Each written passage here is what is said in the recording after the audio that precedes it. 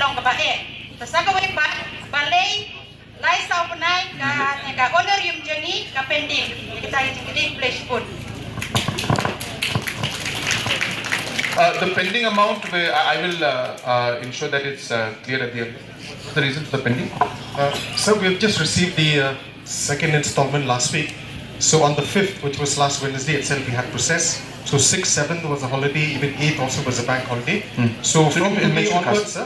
Yeah. From today onwards. By when will they get it? Just another time. Sir, the next 2-3 days, the honorarium for this. Yaka honorarium nila the process no, naman niyo aslam niya kini second installment for government of India.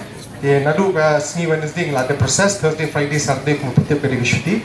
Nadu banta ngala phone chipo officer ki ang makilasang credit checki account jengki ko kam helpers. Tekan chimpor kung ba airlines ni ay naman kung mapitip ngidan kung ba khatrajar tam ki ko kam helpers tahi gini ki Indians ni airlines ni baro ini yon dia ka honorarium mo.